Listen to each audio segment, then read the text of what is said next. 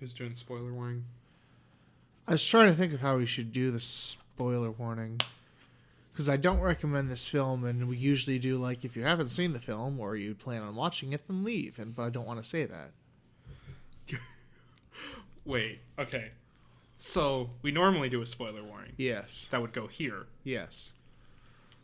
But we're both so bitter about the film, we can't even act like we'd recommend people watch it before coming to this episode. Yeah. So we just throw this part in, and it saves time. It's still a spoiler warning that we're going to spoil Lone Wolf and Cub 3, Baby Cart to Hades.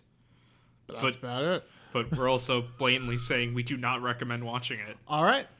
Perfect. Done. And the opening joke is 2 seconds of dead silence.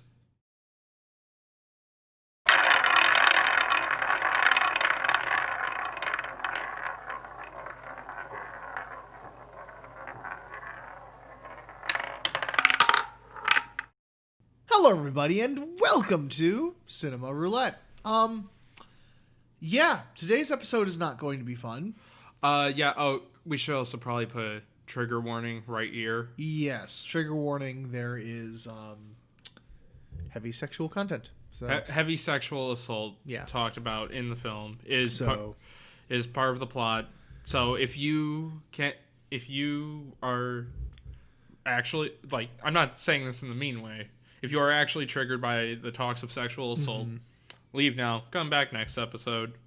Yeah. Also move your mic a little closer. There you go. There we go. But yeah, so today we're talking about an unfortunate entry in an otherwise so far good series. Lone Wolf and Cub. This is the third movie, Baby Cart to Hades.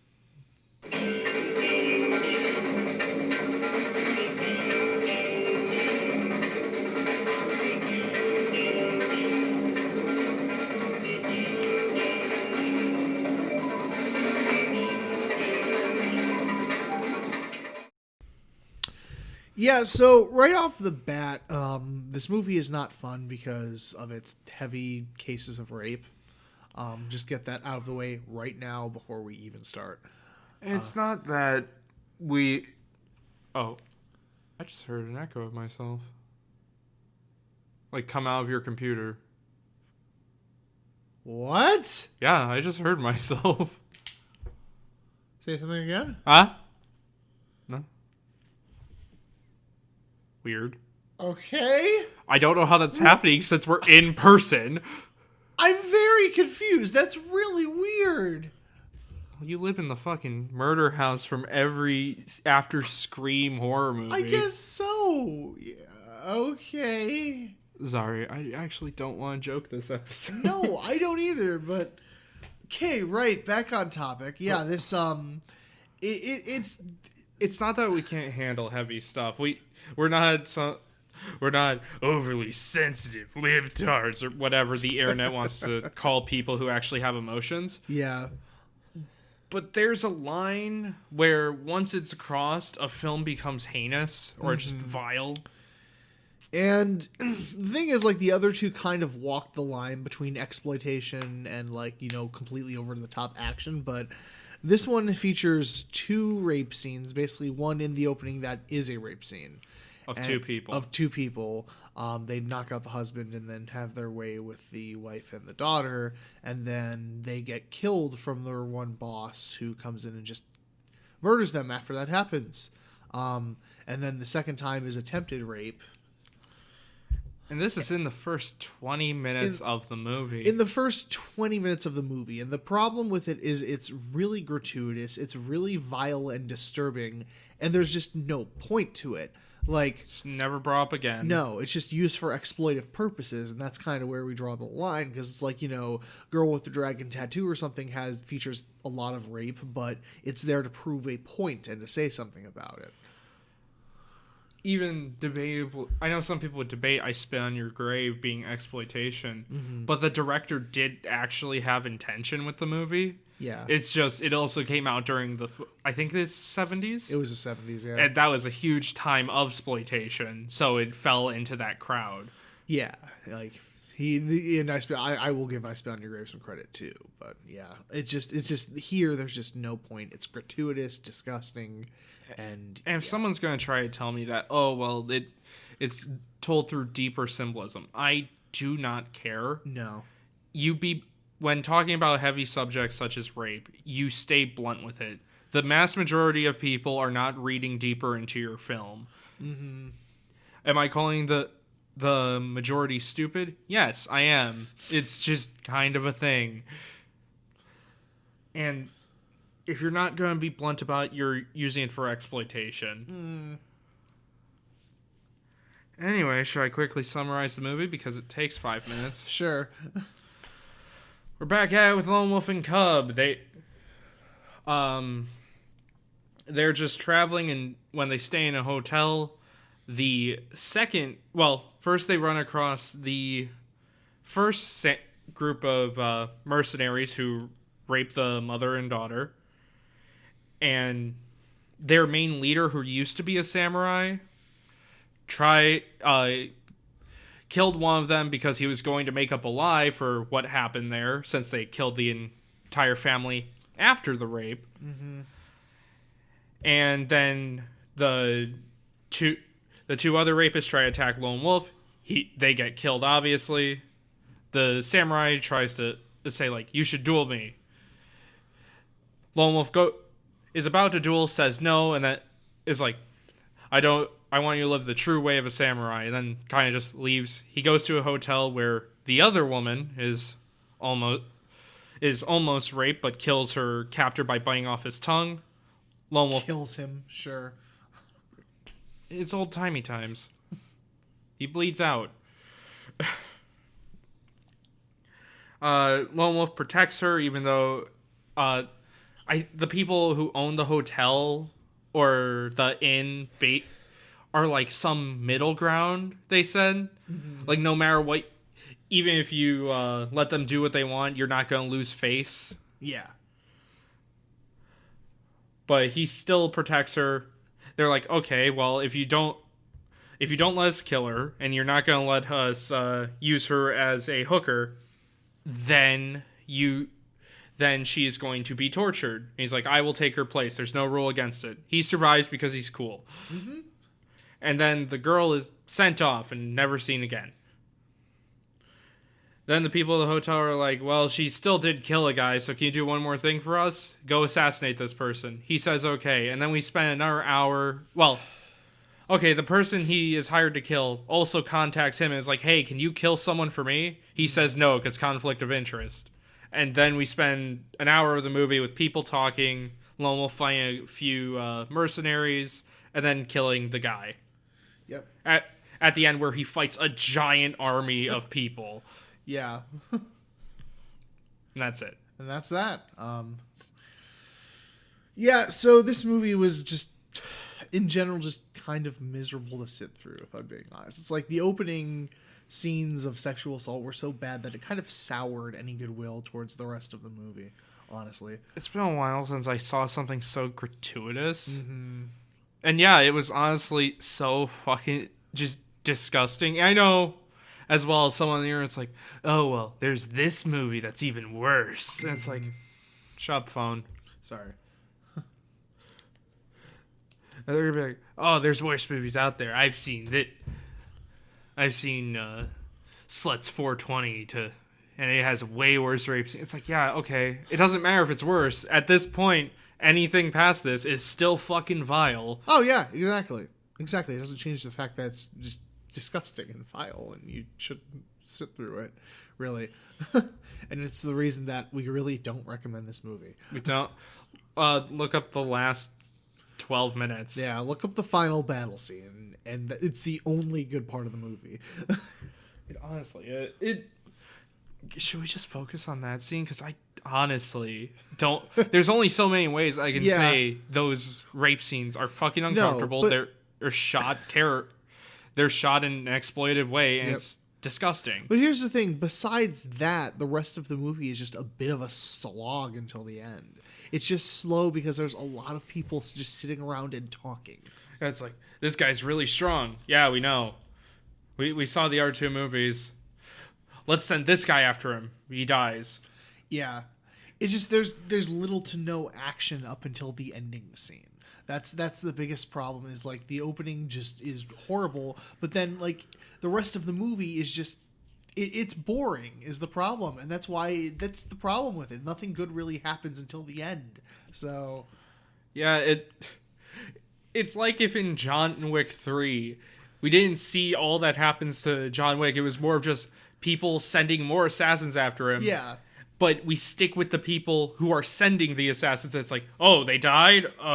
Send another person. Yeah, exactly. And like we cut to John like once, and then like it's back to those people. It's just there's no. And John doesn't even have like a long fight with them. It's just like headshot, done. Yeah, it's just that's basically what it would be. It's just boring. The only kind of cool scene is when Lone Wolf like he jumps over the guy and throws a sword down into his head. That was rad. Yeah, that was cool. Also, I think the blood budget got cut because because they were clearly saving it for the final battle. But yeah, but there's like a few ninjas who pop in at the opening, and Lone Wolf chops them up, but there's no blood. They just kind of fall over. Yeah, it's surprisingly little amount of blood by these movies' standards, at least. I'm so happy they decided to tame it up on the blood so they could have 2 rape scenes. Yeah, honestly. So yeah, so it's just so bitter. It just kind of carries it throughout the rest of the movie, and the rest of the movie is so boring. There's nothing really to take your mind off of what happened, I think, is the problem up until the ending. Yeah. And what was it, like, the Criterion packet? It said, like, that this film was symbolism about the BDSM community in Japan at the time. In the 70s or something. It was just a super pretentious, like, essay, quote-unquote, on it. Like, okay, yeah, when he's getting the spin water torture. Yeah. Which, that's not 2 separate tortures. They mixed it together, which I found kind of funny. Like, they dunked him, and then they, like, whacked him with bamboo rods and spun him round and round. Yeah, the way he's tied up there is kind of bondage-esque, I guess. I could see that, but it's like, yeah, it was just so goddamn I love pretentious. waterboarding my partner. That's my favorite form of BDSM. Well, I was saying something like, oh, the way they filmed the kid in close-up. It's like, it's symbolism because he's slowly learning, but he's not voyeuristic. Like, he's actually involved in the killing and slowly becoming... Just like, you're looking way too deep in this. You're going a bit farther. It's more if he's learning from his dad. Yeah, that's the only reason they keep cutting to him. I mean, we also know he's learning. We see him help fight. Yeah. Especially in the second movie, not so much this one. Yeah. Also, the baby cart now has guns. Yes, because fuck off. That's so dumb. But it's kind of cool. Stupid, but amazing, yeah. I love how the thing keeps changing all the abilities it has besides the bow staff. The bow staff is the one constant thing, yeah. Yeah. Or it had a shield now that popped up to stop all the arrows, which you could clearly tell were thrown at it with how fast they were going. Yeah, because in the first movie, he, like, pulled the cart up to stop an arrow or bullets or Which, whatever. that makes sense. So. He adjusted the thing so it would work. I do wonder how it has all that weight, it could still be a boat. I know, right? You'd wonder why it just doesn't immediately sink if it has, like, 6 guns or something that we're firing, like... Yeah, about 6 flintlocks of some sort. Wait, why do people have flintlocks when the one dude had revolvers? I have no idea. He also totally just dishonored that guy. Oh, yeah, that was, like, Lone Wolf played dirty. Like, wow. Yeah, one of the mercenaries who goes to assassinate him has 2 revolvers that he always uses. So he sent Cub into, like, a river that was only an inch deep but pretended to drown. Yep. So the guy put down his guns to go in there, and then Lone Wolf just assassinates him before he can get back to his guns. Yeah, he, like, comes out of the water and just kills him. Yeah. It was fucking dirty.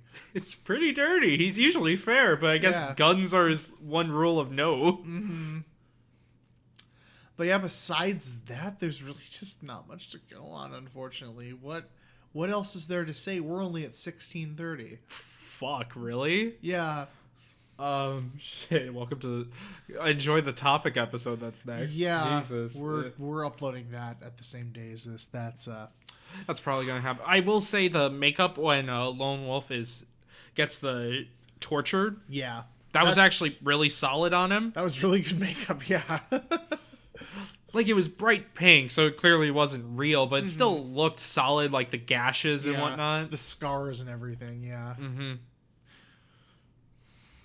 Yeah, I mean, and still from a technical standpoint, it's impressive, like the cinematography and all that. It's kind of wasted. Frankly. Even the cinematography isn't really used that well here, except for the one sunset shot. Yeah, it's just because there's just a lot of talking. There's no really room to be creative and all that. Yeah. So...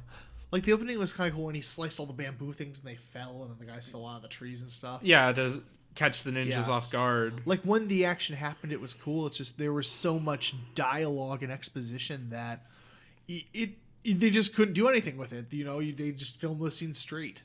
So... I was going to make a joke there, but I don't care. Yeah, this movie has left us a little bitter. Oh man, this is the bitter season. Season 2 of Cinema Roulette is a lot more bitter. What do you mean this is season 2? We're on wheel 2, so it's season 2. That's how this works. We have The Strain. We have Lone Wolf and Cub 3. Is there anything else that'll make us bitter? Well, later on the series wheel we'll get bitter, but that'll be... I'm taking the seasons by the other wheel, because this wheel's going to take like 5 shorter wheels. Oh yeah. Besides that, there isn't much to say. Like, the characters are serviceable. Yeah, they're fine. The Lone Wolf is still badass. Yeah, there's some cool like when he's protecting the one girl from the hotel trying to kill her. It's pretty cool. And like he has I want to say like it's a hair needle or something.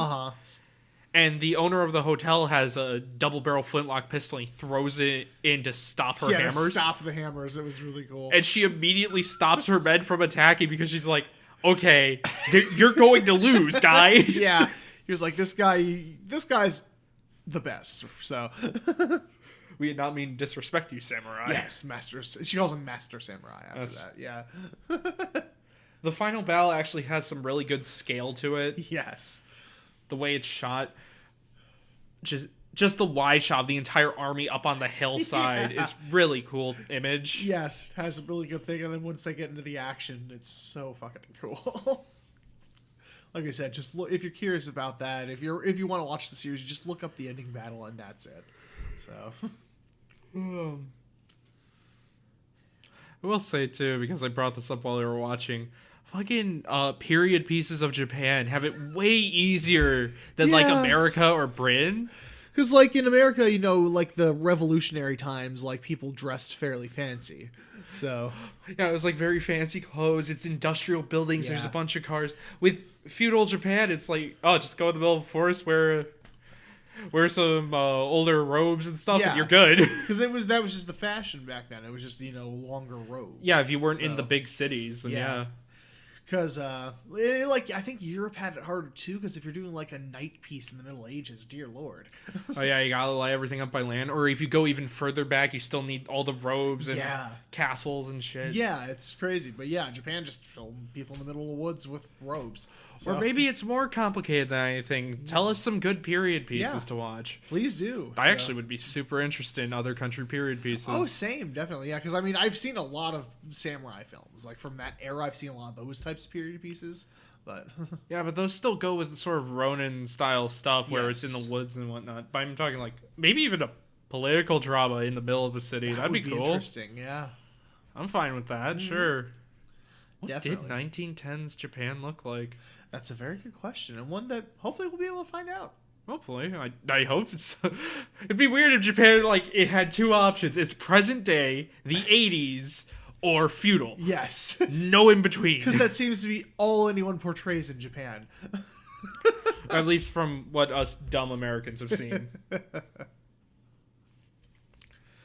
But yeah, I think without further ado, it's time to spin the wheel. Yeah, I'm just kind of done with this movie. I'm done. I don't want to talk anymore about it. 3 out of 10 for me. So yeah, I thought about it last night. I was like, yeah, 3 out of 10. Okay, hold on. Start screen recording. I'll just do this with my... Okay. And... Oh, wait, actually. And... Spin! Okay. What we get? Well, let me slide on back here. We got Lupin the Third. Ooh. Or Lupin, if you want to not say it right. Yeah, Lupin the Third for the series wheel? Yes. Hell yeah. Okay, rules here for Lupin, because we did say at the beginning of the series wheel, but I'll bring it up again. We are only doing ones that were released in theaters, except the Case Closed crossover when we finally get to it, because the first one was straight to TV, but the second one was to theaters, so that's allowed. Yes. Otherwise, this series is longer than Bond. So yeah, there's a lot. It's one of the longest running anime series. And according to one website we found, they said the straight-to-TV ones aren't the best, so we're going to stick to the theater ones. I don't remember which Lupin is the first one in theaters, but we will get to that. I think it's like the Castle of something after another. Is that the one directed by Studio Ghibli guy? Do you want me to bring it up and quickly cut to the answer of that, or do you just want to end the episode? No, just bring it up. Oh, shit, the screen is still recording. Okay. Oops. Stop that real quick. Stop that. List. No, it is just Lupin the Third. Is it? Yeah, Hayao Miyazaki directed the second one, The Castle of Kala something. Really? Yeah. The Mystery of Mamo is the first one. First animated film of Lupin the Third, created by Monkey Punch, of course. In 1978. Yep. Ooh, just a quick snapshot of the animation. Yeah, that's 70s. Yep. Okay, so Lupin the Third, The Mystery of Mamo. Or Mamo. Mamo. Yeah. We'll get it right when we actually talk about it. Did pretty good. Or we won't. Yeah. Well, we'll see. It did pretty good. It had a $500 million budget and made $915 million at the box office. You sure? $500 million budget. No, yen.